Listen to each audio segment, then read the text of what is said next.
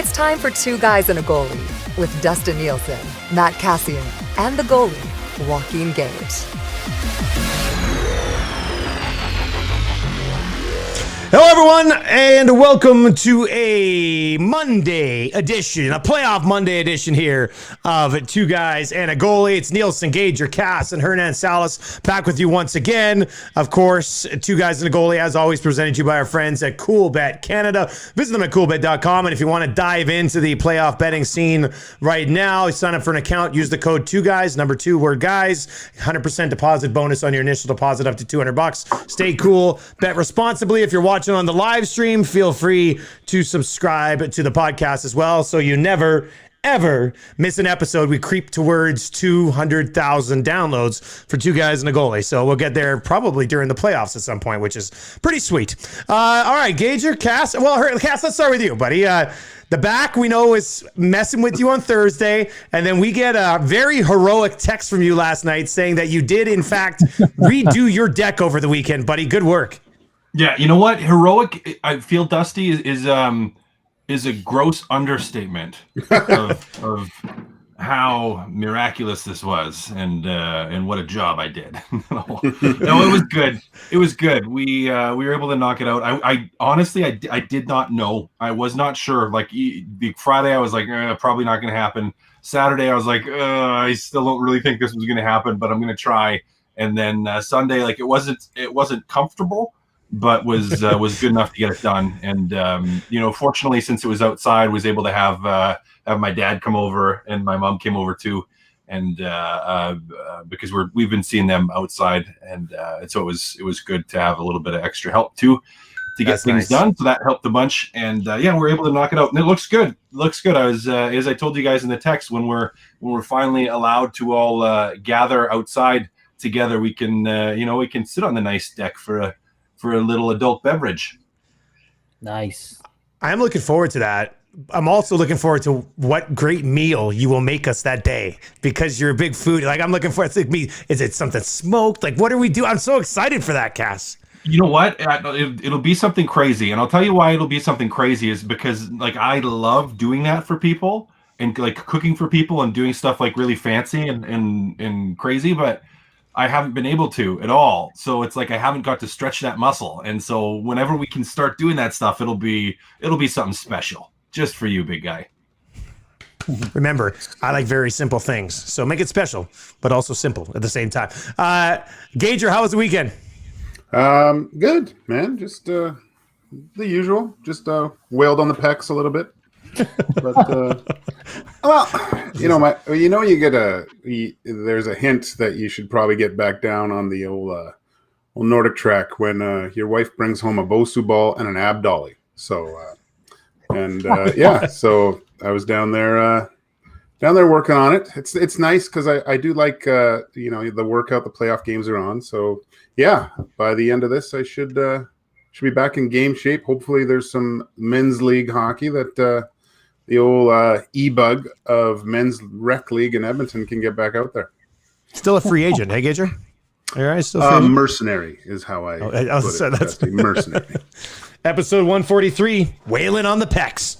I think that's a good way to start. Nando, how was the weekend, buddy? Good, man. Relaxed, barbecued a lot, had a few drinks. Funny story, I went for a run yesterday.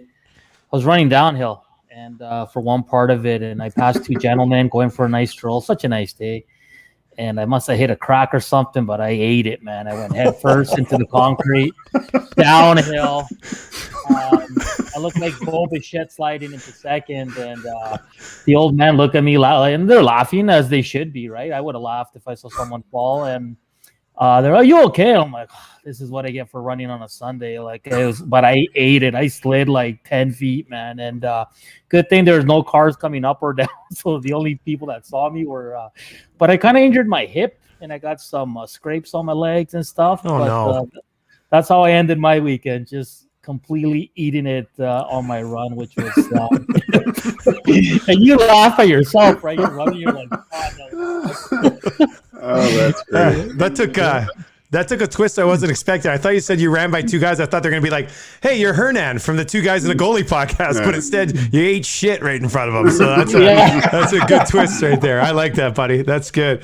All right. We've got lots to get to because we're going to give you our North Division previews. We're each going to do a prediction, series MVP, surprising player for both Edmonton, Winnipeg, Montreal, Toronto. So let's dive right into it. We got to talk about it. Brought to you by Break Kings. If you're into the card collecting game or you're just curious about it, hop on Facebook, join the group Break Kings. Just submit your request. They'll approve you. You can come on in and check it out. I did a break there last night. No Oiler I pulled last night, but I did pull a John Leclerc auto, number 6 out of 10, which was pretty good. Leclerc was a monster there for a pretty good stretch in the 90s. He was a beast, wasn't he? He was one of the best goal scorers, like clutch goal scorers for a while there. He was awesome. That was Played one of the best lines ever. Yeah, the Legion of Doom. Legion of Doom. That was crazy. That was just crazy, that line. So yeah, that's a good pull. How many overtime winners did he have? He had 2 against the Kings in that series. Yeah, in the finals. I don't know if he had one earlier on, but I know he had 2 in that finals. And Desjardins had 1. Yeah, and then the last one didn't go to overtime, so that would be it. Man, he banged in the guard. He moved pretty well for a big guy because he looked a little awkward, but he moved well. They traded him for Recchi to Philly, and then he did well there after that. Yeah. All right, so that's brought to you by Break Kings, and you can hop on their Facebook page and swing on by for a break or two. Let's start. Cass, let's start with you, buddy. You want to just talk how awesome playoffs are, right? Like.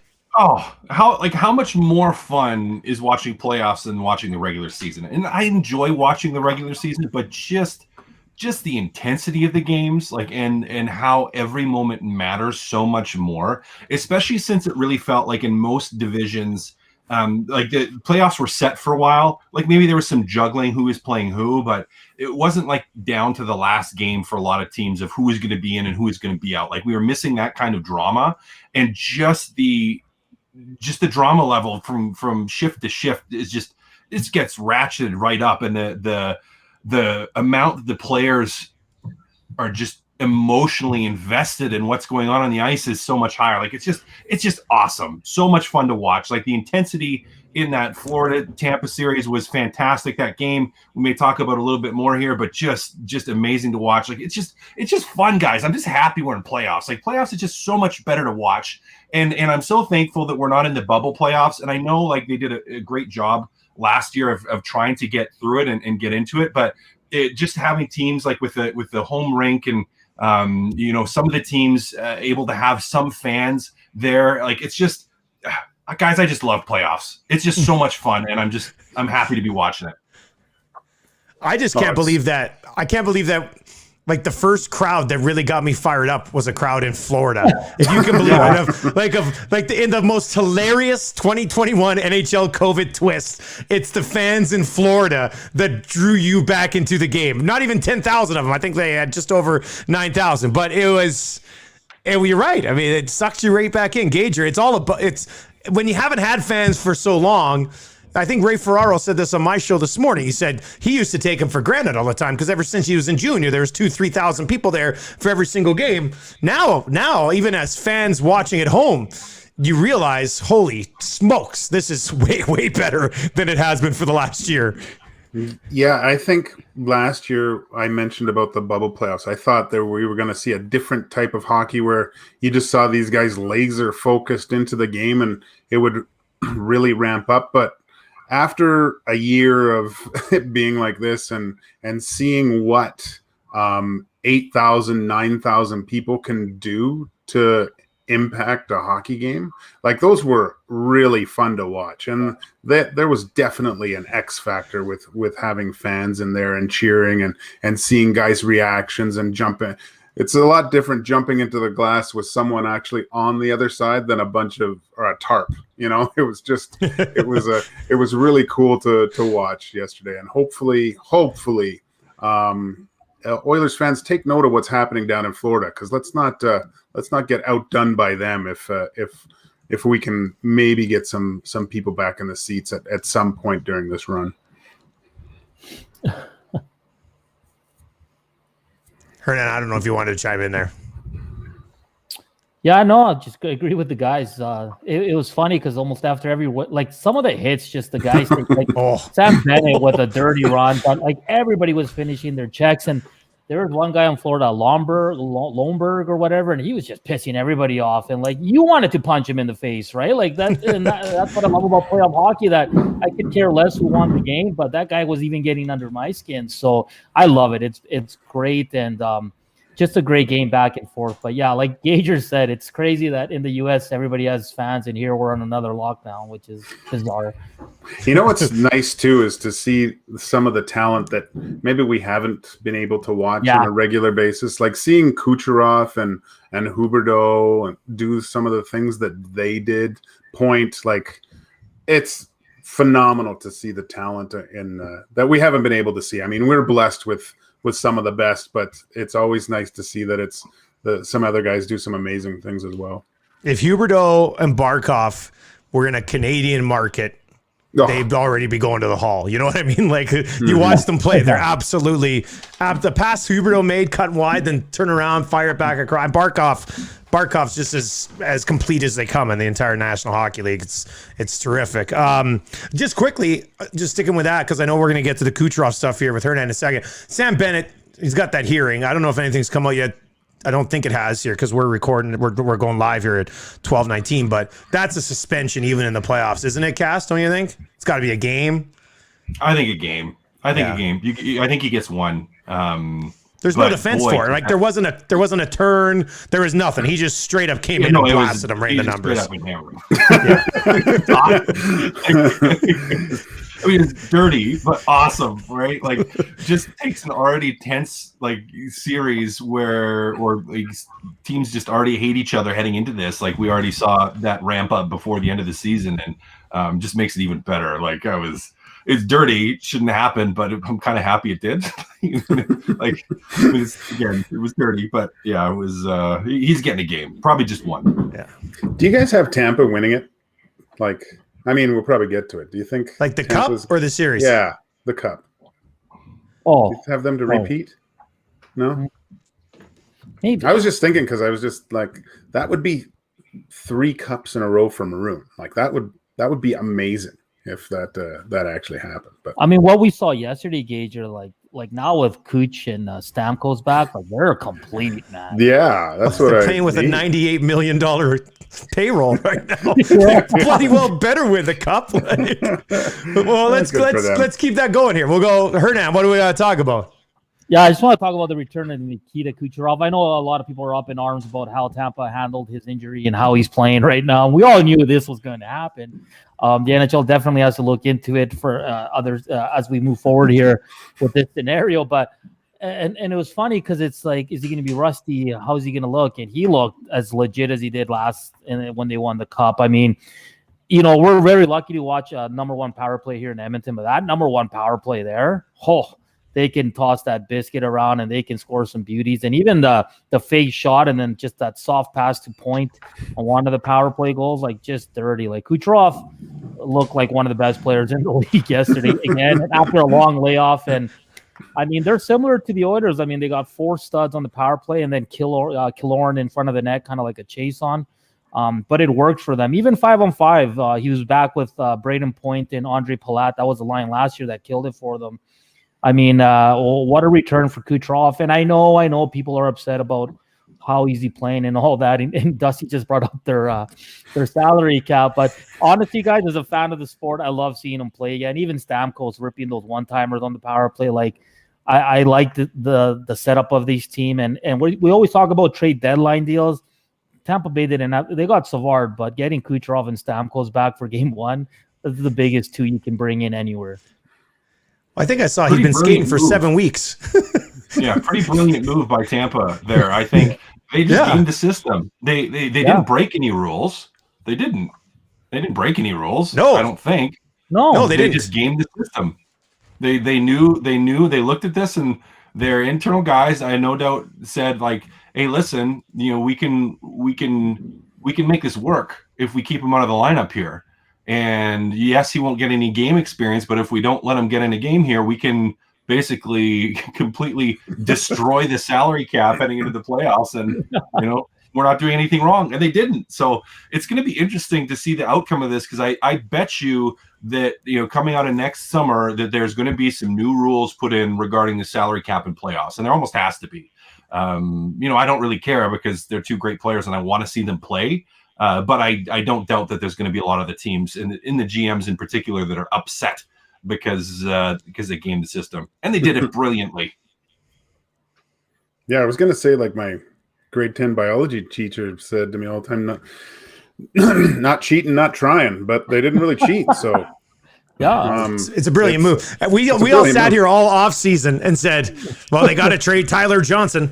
Like, there's no chance they can come back because they got to move somebody, because they got to try to keep everybody. And Tampa was like, actually, 3 months after the season's over, we're going to announce that Kucherov's having hip surgery that'll keep him out to exactly the first game of the playoffs next year. And his $9.5 million cap hit will be sitting on the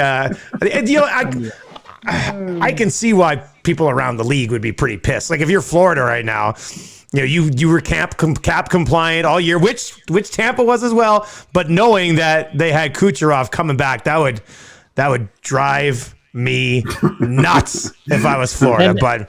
And he scored 2 and missed the breakaway. Like, this guy was just left off right where he did. I was like, holy smokes. And Cass made a good point. Like, he was practicing, but like, to get thrown into that kind of game and like not be a step behind at all, because that game was intense, man. Yeah, he's a superstar though. Like, it's not like he's me. Yeah. Like, if he kept me out for that long and then put me in, like, that'd be useless. I have seen similarities in your games, Cass, for sure. Like, really, especially on the skill side. Like, I feel like we're really similar in how we work out of the corner in the offensive zone. And use our edges in that situation. Like, our vision. I feel like if I got him in one area, it's a little bit on the vision side. He might have a little bit more skill than I do.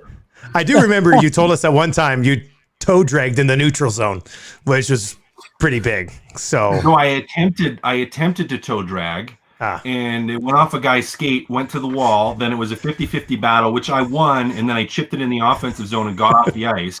And then I got told by Mike Yo to never do it again. Never do that again. That was my one experience. the one toe drag. Which is funny. Gage sees this all the time, or would have, like, back when we were able to do alumni skates and get together. Is like, all I do is toe drag. It's all I do because it's fun. But yeah, that was the only one. That was the only one I got to do. Is that the Willie Mays Hayes moment, Cass? When he the best. Great nice job. move. Never do it Never again. Do it again. All right, let's roll here with Gager. Gager, what do we got to talk about, buddy? Well, I'm just going to talk about the Leafs and Habs, and there was 2 things I heard this morning that are puzzling. One, I guess, that isn't too puzzling. I didn't think they would do it, but Jack Campbell starting in net for the Leafs, and after further review, I can kind of see the thinking behind it. He has played well. He went through a little bit of a rough bit after his 11th win or whatever, and bounced back, and he does give the Leafs a good chance to win. And I understand that move. I still would go with Freddie Anderson at this point, but I understand why they would go with Jack Campbell. But on the other side of things, with Caufield not playing for the Habs, I am shocked at this decision of not wanting to play him in game 1. I don't know if it's just posturing or something, but it makes absolutely no sense. After watching him and Suzuki play together, like, these two are, in my mind, the big 2 for the Montreal Canadiens going forward. They're their best offensive players. I don't know what they're doing by not having him in the lineup. He looks great. He lights up. He's so confident right now. He won the Hobie Baker, I believe. Then he went to the American League, scored. Then his first 2 goals in the NHL were 2 overtime winners, and he scored against the Oilers. Like, this guy just scores goals, and the Montreal Canadiens can't score any goals. It makes no sense. Dusty, you must just be pulling your hair out at this. I won't believe this until I see it. Like, I don't know. Like, if you look at the Montreal Canadiens right now, and this is their team. I mean, Toffoli's having a great year. But Cole Caufield, in my opinion, already is the most natural goal scorer they have on that team. To not have him in your lineup in the playoffs, I don't understand what they're doing. I will not believe this until they come onto the ice for game one later this week and he's not there, because it makes no sense. It makes no sense at all whatsoever. And I'll just quickly chime in on that Leafs goaltending situation too, Gager. And you're right. I mean, they're going with Campbell. He's had a great year. I know Leafs fans absolutely love Jack Campbell as opposed to them all hating Freddie Anderson. But now, if Campbell struggles early in this series, you're putting even more pressure on Freddie Anderson than he has had in every other year. Like, okay, wow, Campbell hasn't worked. Looks like we're going back to Freddie Anderson, who just happens to be, the guy that everybody picks on for all of their past playoff failures, which is, you're basically losing that battle before you even start it. So, I mean, you could have gone to Fred Anderson for a game if he shits the bed. Oh, well, you know what? We got our better goalie sitting here anyway. He takes over the rest of the way. You ride it out with him. So that part, and I'm not saying Campbell will fall apart, but if he has a bad game early, I can't even imagine the conversation in Toronto after that. So, I mean, that's what I got about that. It doesn't matter because Caufield won't be shooting on him, so he'll probably have a really good game. But I almost look at it the other way, where it's a good problem where if Jack Campbell stinks it out, you got a legit number one coming in to kind of replace him. And then as far as Cole Caufield, I saw John Lou's practice notes from yesterday, and they even have Kotkaniemi out, and they're electing to go with Eric Stahl and Corey Perry on that third line. And I know the fans in Montreal are up in arms about that going. But Dominic Ducharme likes his veterans, man. He hasn't really changed the lineups much since he's taken over, and he's going to roll with older guys that have been there. And I agree. Like, I thought those last two games against Edmonton, Cole Caufield looked legit, man. He was just dancing around. He probably creates more than anyone on that team. And for a team that struggles scoring, I don't get Caufield or Kotkaniemi out right now. But that might change ahead of Thursday, guys. But like Dusty said, I don't know. I don't know if he's going to change that because he likes his veterans and right they've got enough plugs in the lineup. No, it doesn't. You know what? It's not about them being veterans. I don't think in this situation. You know what Montreal's game plan is going to be? It's just going to be this. Just boom. Yeah, boom, rough stuff. Boom, boom. That is their game plan. That is going to be their game plan to stop Mitch Marner. That is going to be their game plan to stop Austin Matthews. That is going to be their game plan to beat the Toronto Maple Leafs. Is if we make this a very physical, very difficult to play 7-game series, we can beat them. That's them saying we don't think that that Toronto has the pushback, that if we just physically abuse them because we have big, strong defense that can do that, we are going to win this series. That is why they're saying we're going to forego that extra skill, and we're just gonna go with the like beat you to a pulp mentality. That's what they're going with. I'm not saying it'll work, but that's why. That would be the only reason why. Because aside from that, there's from a skill level, it's not even close. Like, and it doesn't make any sense. But in my opinion, when I look at that, I go, oh, they're gearing up to make this a bloody war. That's what they're doing. And Cass, the third line at practice was Stahl with Anderson and Perry. Like, that's a tough line, man. Yeah. Like, yeah. No, that's the game plan is going to be. It's going to be especially on Toronto's defense, because you're going to be able to be physical on the forwards and you're going to make it difficult for them, but you're still going to, like Austin Matthews and Mitch Marner, like Nylander, they're going to get their opportunities. They're that skilled. They're going to get their chances. So you want to limit those, but the mindset is going to be, let's just run these demon into oblivion. They got some guys, and even their bigger physical guys like a Bogosian, who's just coming off of an injury. And so they're looking at this and going like, okay, let's look at their D-men. And if we just crush them physically, and we even put together this line, who that whole mentality, that line isn't going to be score goals. It's going to be run them.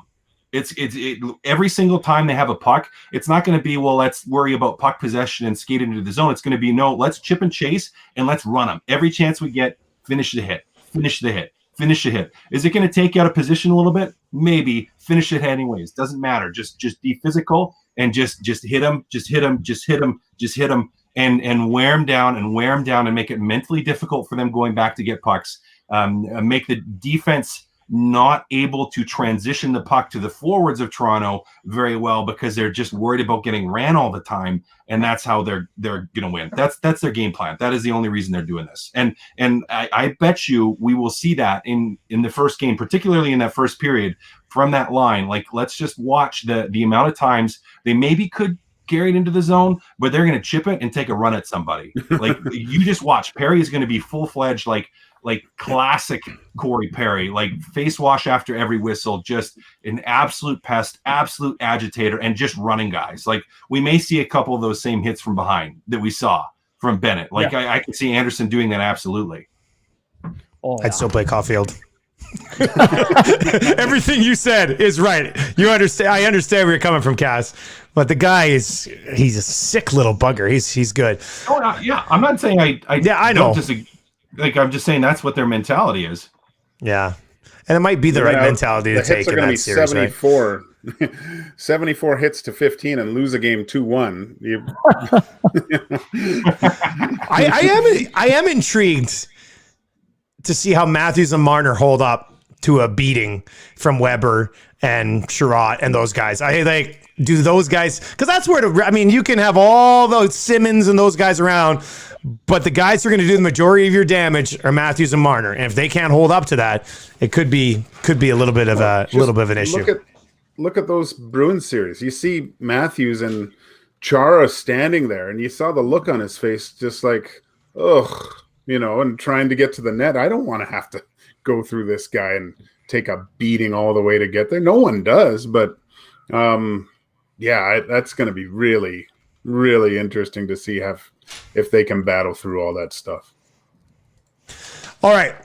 Sam Bennett did get one game that's come out since we've been doing this. So one game for Sam Bennett, kind of what we thought. All right, quickly for me, we got to talk about, once again, brought to you by our friends at Break Kings. Join them on Facebook at Break Kings if you're into the sports card world, and who isn't? It's blowing up. Slater Koekkoek on the ice with Ethan Bear at practice today. Obviously just got back into the lineup. Jones has been with Bear for quite a while. We know Chris Russell has that veteran experience that they might want to see. I'm just interested in your guys' thoughts. Slater Koekkoek with Ethan Bear. Do you like that decision in game one here against the Winnipeg Jets? Does it surprise you at all, considering he hasn't really played much as of late, to slot him in there? Cash, you're shaking your head. Yeah, the second I saw him play, and saw that he was going to play against Vancouver, I was kind of like, oh, he's probably going to start in the playoffs. I don't think Russell is ready yet, and you are going to, Bear, I think, Jones brings an offensive upside that Slater Koekkoek doesn't, but Slater Koekkoek brings a veteran experience, and he's very, very steady. Doesn't make big mistakes. He'll make little mistakes, but doesn't make big mistakes, and for a third pairing, that's what Tippett wants. So you get a guy that's more veteran, that's a little bit more steady and consistent. And it's not surprising. Now, when Chris Russell is back and fully healthy, he's a guy I think that slides in there. But for right now, it's Koekkoek, and it doesn't surprise me. I wanted to text you guys because I was like, who's this guy? Who's this D-man? I didn't even know who he was. And he was jumping in the play, and he looked really quick. And to me, I don't know why. Maybe it was just when I was doing the bench press. I was at a weird angle or something like that. But he looked really, really good and real comfortable and made really good plays. I was like, wow, for that amount of time off, and not just having your collarbone broken. I mean, Cass, you'd known more about playing with an injury like that and being kind of a little bit timid of not wanting to possibly hurt it again, but he was physical, and man, I was really impressed with his game. I love the fact that he's in. I think it's a great ad. Yeah, I'm with the guys. I saw this, and like Cass said, you're watching that game on Saturday, and you're like, this guy looks really good. Like he looks like Kucherov. But they stored him on the LTIR all year to just take advantage of playoff Koekkoek. and I'll always remember Koekkoek and Highmore in the bubble playoff. They were really good for Chicago. So I like that you have another guy that's got a little more playoff experience. Nothing against Jones, but Jones is a little hit and miss so far. He's still a young guy, still learning the ropes. So Koekkoek can kill penalties. He'll give you good, solid minutes on that third pair.